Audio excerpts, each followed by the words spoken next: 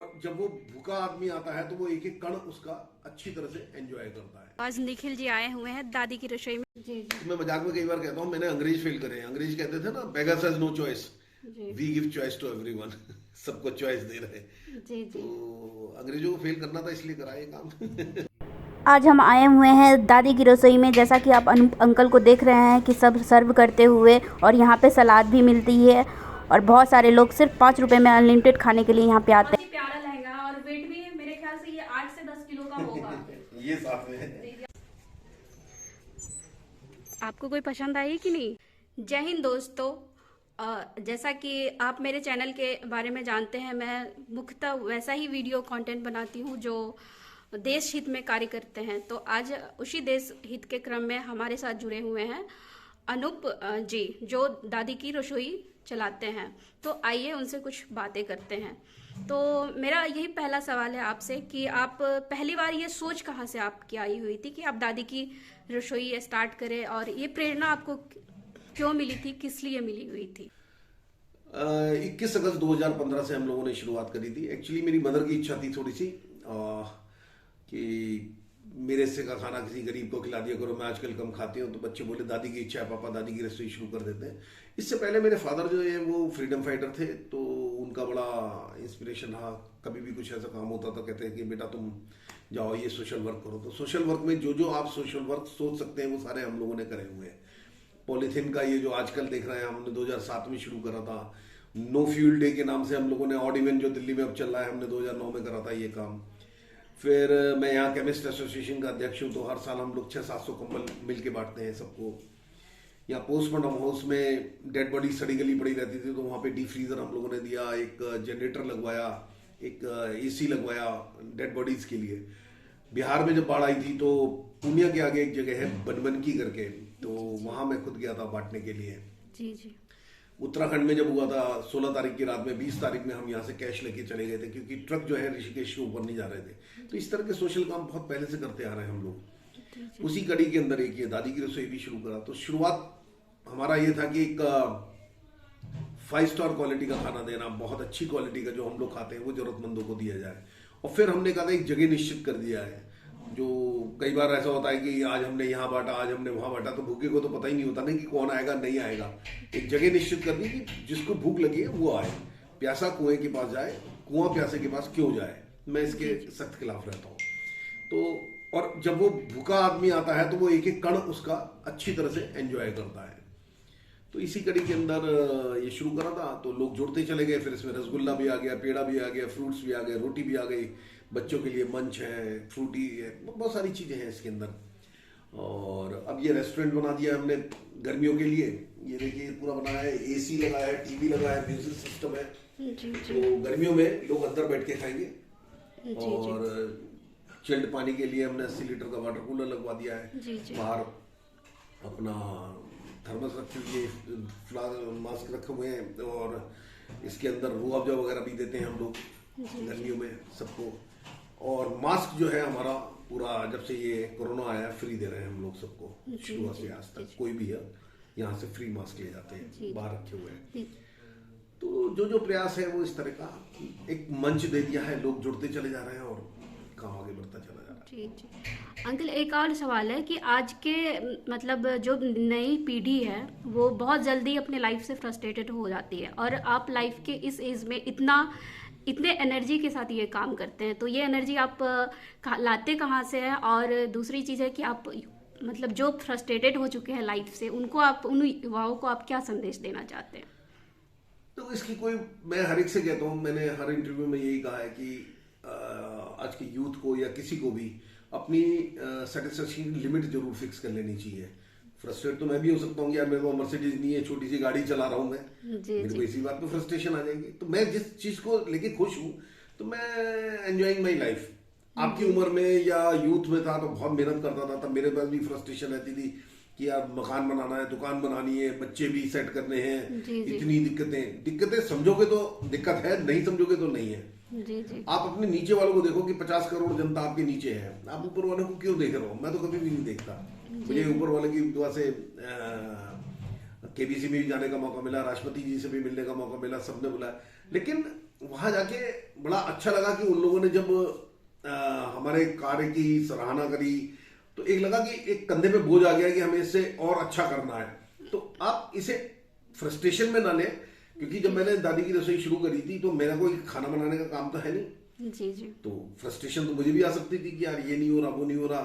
कभी शुरुआत में ही हमारे जो गैस की पाइप होता है वो फट गया था, आग एकदम से, तो बच गए थे सारे के सारे हम लोग। तो अब इसी बात पे फ्रस्ट्रेशन हो जाती कि ये 1 महीना भी नहीं हुआ था, बंद हो जाता है ये काम। ऐसा नहीं है। और जहां तक आपने कहा इस उम्र में, तो सेकंड इनिंग में ज्यादा इंपॉर्टेंट मानता हूँ, क्योंकि मैंने मकान बना लिया, दुकान बना ली और बच्चों की शादी वादी कर दी। अब मुझे कोई चिंता नहीं है। जी जी। एक रेगुलर इनकम है। उसके बाद अब इनकम का तो कोई क्राइटेरिया नहीं है ना कि आपको प्राइवेट जेट चाहिए तो उसके लिए आप मेहनत कर रहे हैं। तो वो मेरी ना तो इच्छा है, और भगवान ने मेरे को जितना दिया है मैं उससे बिल्कुल खुश हूँ। और कोरोना के बाद में आपने देखा कि सारे जो बड़े से बड़ा करोड़पति है उसे भी पैसे की औकात पता लग गई कि पैसा उतना ही कमाना ठीक है जिसमें आप एंजॉय कर सकें। जी जी। जिनके 1,000 मीटर के कोठियां थी, खुद सफाई करने पे आ गए थे, मेट आ नहीं सकती थी अंदर। तो आई मीन जितना एक आदमी को जीने के लिए चाहिए वो मेरे पास है, तो मैं इसमें मस्त रहता हूँ। और आप लोगों से भी कहना चाहता हूँ कि फ्रस्ट्रेशन का तो मतलब ही नहीं होता। अपने नीचे वाले को देख लो कि कितने नीचे है आपके, तो फ्रस्ट्रेशन वहीं से खत्म हो जाएगी आपकी। जी जी। आपके लाइफ में कोई ऐसी जिसे आप प्रेरणा स्रोत मानते हैं? हाँ, मैं अपने टाइम का शुरू से स्पोर्ट्समैन रहा हूँ, और मैं एक बात बहुत अच्छी तरह से मानता हूँ कि हर आदमी को कभी ना कभी किसी ना किसी खेल में जरूर इन्वॉल्व होना चाहिए। स्पोर्ट्समैन कोई भी होगा जी जी। तो उसमें किलर इंस्टिंक्ट होती है, नेवर से डाई स्पिरिट होती है। वो कभी हार नहीं मानता किसी भी चीज में, कोई भी स्पोर्ट्समैन हो। जी जी। चाहे सामने कितना बढ़िया प्लेयर हो, लेकिन जब सामने आप होते हैं तो आप आखिरी दम तक लड़ने की इच्छा रहती है। जी जी। तो मैंने अपने बच्चों को भी यही सिखाया कि स्पोर्ट्स में जरूर इन्वॉल्व रहना चाहिए। मैं भी अच्छे लेवल का स्पोर्ट्समैन था, यूनिवर्सिटी प्लेयर था, और मैं टेबल टेनिस मेरा गेम था। या नोएडा स्टेडियम वगैरह सारा मेरा ही डेवलप करा हुआ है यहाँ पर। तो मतलब हमेशा ये बात रही है कि नेवर से ड्राई स्पीड रहती थी कि कोई भी काम उठाया है तो इसे किस तरह तक अंत तक पहुंचाना है, तो कभी कोई दिक्कत नहीं हुई है।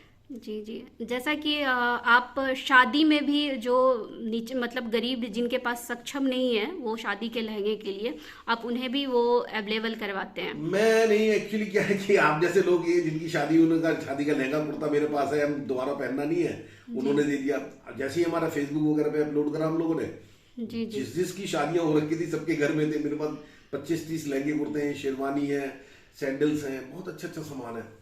तो एक दिन के लिए हम लोग दे देते हैं। अब चूंकि महंगा सामान है, कोई इसे बेचे ना, जी तो जी। ये देखना पड़ता है, तो इसलिए हम वापस ले लेते हैं ड्राई क्लीनिंग करा के। इससे एक तो मेरे पास स्टॉक्स सही रहते हैं, वैरायटी बन जाती है। जी जी। और मैं आपके माध्यम से कहना चाहूंगा कि जो भी अगर इस तरह से अपनी शादी कर रहे हैं, चाहे करोड़पति भी क्यों ना हो, यहाँ से ले जाए और उसके बदले जो 1 लाख रुपए का या 1.5 लाख रुपए का लहंगा कुर्ता है उसके बदले गोल्ड दे दें सेट बना के, तो गोल्ड लड़की के काम आएगा जिंदगी भर। और ये एक दिन के लिए यहाँ से कभी भी ले सकते हैं। जी जी जी। इवन अगर आप बॉम्बे से बाई ट्रेन या लखनऊ से बाई ट्रेन आना जाना चाहें तब भी बहुत सस्ता पड़ेगा ये। तो आप दादी की रसोई में खाना खाते हैं, तो आपको यहाँ का खाना कैसा लगता है? अच्छा लगता है। जी जी। आप डेली यहाँ पे खाते हैं? डेली खाता हूँ। जी जी। आज क्या है वैसे? आज ये खिचड़ी बनाई है। अच्छा, खिचड़ी बनाई हुई है। संडे को खिचड़ी बनाई। ओके, हर संडे को खिचड़ी बनती।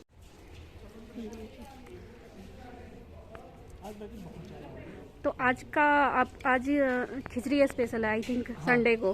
हाँ, संडे को स्पेशली खिचड़ी बनती है और बहुत अच्छी बनती है। जी जी। जाना करके अगर आप यहाँ लहंगा कुर्ता लेते हैं, सिर्फ मुझे आईडी दीजिए अपना, गारंटी की ये वापस जरूर आएगा। जी बस इतनी जी। छोटी एक आईडी प्रूफ के साथ आईडी आप। प्रूफ के साथ में आ जाए, कोई पैसा नहीं लगता है। जी जी। जी अंकल। जी जी। ये खोलो, बाकी गोडाउन में रखे हैं हमारे। जी जी। 30 की कड़ी में, ये खोल के दिखाना बेटा।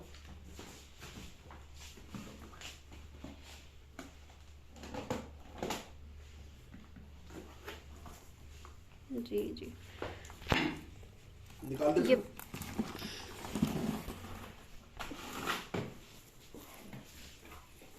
भारी कितना है देखिए। जी जी। और नहीं लगा बेटा उसमें?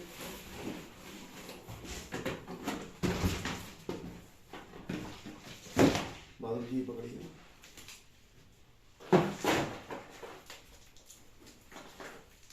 जी जी, जैसा कि आप देख सकते हो इस वीडियो में, बहुत प्यारा लहंगा है ये और बहुत बारीकी से भी काम किया गया है इस पे। देखिए, आपसे संभाला नहीं जाएगा। जी जी। ये अंकल जी जो इन्हें खरीद नहीं पाते हैं, जो सक्षम नहीं है और अच्छे से शादी करना चाहते हैं, उसमें ये अंकल जी मतलब क्या ऐसे कम से कम हमारे 25-30 है और फ्री ऑफ कॉस्ट देते हैं, कोई पैसा नहीं लगता इसका। जी जी, ये फ्री ऑफ कॉस्ट हमारे गरीब बेटियों को वो देते हैं, वो शादी में अच्छे से तैयार हो सके, जिनका सपना होता है वैसे। तो आप भी वैसे यहाँ आ सकते हैं, ये नोएडा के आसपास के इलाके से।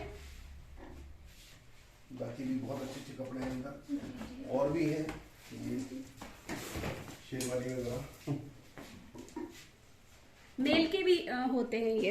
हाँ हाँ, सब तरह के हैं। लेदर वगैरह देखिए कितने बड़े बड़े हैं। अच्छा, ब्लेजर भी बड़े प्यारे हैं। ये आप देखो, ये शेरवानी है और ब्रांड न्यू कंडीशन की है। जी जी, बड़े। अंकल जी, आपको राष्ट्रपति के द्वारा भी सम्मानित किया गया था। ये है, ये अमिताभ बच्चन और रवीना जी के ऑटोग्राफ जी जी जी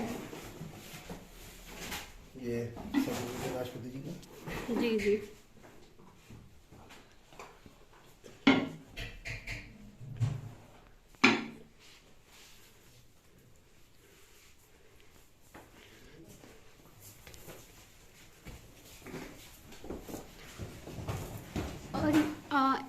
और एक सवाल और आपसे अंकल जी, यहाँ पे आपने मतलब गरीबों के लिए जो ये वस्त्र का जो 10 रुपए में जो कपड़े का जो प्रावधान ये बनाया हुआ था, तो वो आपकी सोच कहाँ से वो फिर से आई हुई थी कि आप कोई भी जैसे दान देके? फ्री कुछ नहीं देना चाहता, इसीलिए 5 रुपए खाने का रखा है, स्वाभिमान है। जी जी। और ये कपड़े का जो आप देख रहे हैं, ये गरीब वाली बात नहीं है, एक सेटिस्फेक्शन दे रहे हैं। आप मॉल्स में जाती हैं जी तो 10 तरह के कपड़े निकालते हैं, उसमें से एक पसंद करते हैं। जी जी चॉइस। जी। अगर आपने अपना कोई जैकेट है अपनी किसी मेट को दे दिया, किसी गरीब को, आपने उसे चॉइस नहीं दी, यहाँ मैं उसे चॉइस देख रहा हूँ। कपड़े नहीं, कपड़ा तो कहीं से भी मिल जाएगा उसे, लेकिन जो एक सेटिस्फेक्शन होता है कि मैंने 10 में से अपनी पसंद का लिया, वो पसंद बेच रहा हूँ। जी जी मैं मजाक में कई बार कहता हूँ, मैंने अंग्रेज फेल करे हैं। अंग्रेज कहते थे ना, beggars has no choice, we give choice to everyone. सबको चॉइस दे रहे हैं। जी जी। तो अंग्रेजों को फेल करना था, इसलिए करा ये काम। तो आज निखिल जी आए हुए हैं दादी की रसोई में भोजन करने के लिए, तो आइए इनसे बात करते हैं कि दादी की रसोई का कैसा टेस्ट है। बहुत अच्छा वैसे आप कार्य कर रहे हैं, और आपसे मिलकर मुझे आपसे बात करके बहुत ही खुशी मिली। तो और मेरे से मतलब आप मेरे चैनल से बात करने के लिए आपका बहुत बहुत शुक्रिया। Thank you.